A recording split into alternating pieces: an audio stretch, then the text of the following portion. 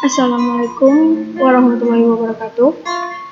Perkenalkan, nama saya Vivi Estianti Nur Khotimah dari kelompok 3. Di sini saya bersama keempat rekan saya, yaitu Iis Nur Aida, Ella Nurella, Dejajang, dan juga Aji Pangestu.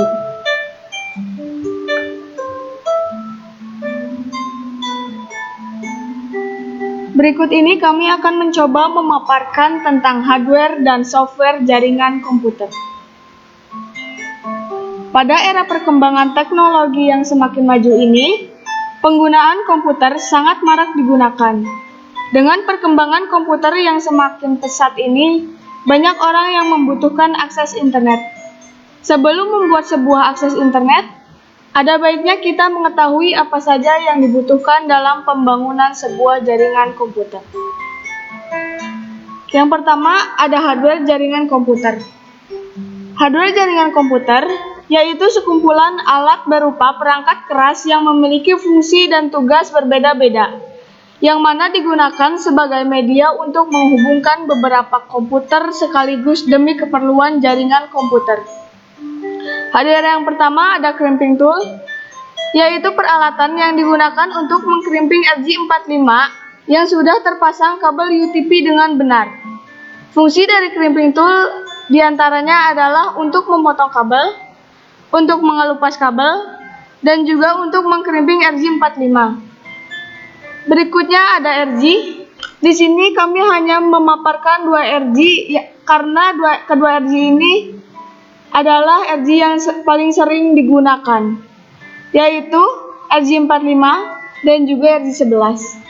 Fungsi dari RJ45 dan RJ11 ini adalah menyambungkan network pada hub lalu antara komputer dengan komputer. Perbedaannya adalah RJ45 untuk jenis kabel UTP Cat 5, kapasitas transfer data maksimal 3 MB, sedangkan RJ11 untuk jenis kabel UTP Cat 6, kapasitas transfer data 6-50 MB. Berikutnya ada kabel UTP. Fungsi kabel UTP yaitu dapat digunakan sebagai kabel untuk jaringan lokal area network pada sistem network atau jaringan komputer. Yang berikutnya ada kabel fiber optik. Kabel jaringan fiber optik adalah suatu jenis kabel yang diperuntukkan sebagai media transmisi terarah guna kepentingan perpindahan arus data dalam dunia jaringan komputer. Sebagai kabel yang dibuat dengan teknologi modern, kabel fiber optik punya sederet keunggulan jika dibandingkan dengan kabel jaringan lainnya. Fungsi dari kabel jaringan fiber optik diantaranya yaitu untuk kepentingan jaringan biasa, seperti LAN, WAN, dan juga MAN. Yang selanjutnya ada kabel koaksial. Fungsinya adalah sebagai media penghubung yang berguna dalam mengalirkan transmisi data dari perangkat keras komputer satu menuju perangkat keras komputer yang lainnya. Yang berikutnya ada router. Router di sini berfungsi menghubungkan komputer dengan komputer dan perangkat keras lainnya. Yang selanjutnya ada modem. Modem adalah singkatan dari modulator demodulator.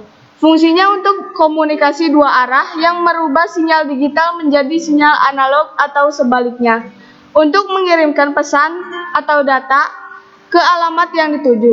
Bisa juga diartikan sebagai perantara untuk menghubungkan komputer kita ke jaringan internet.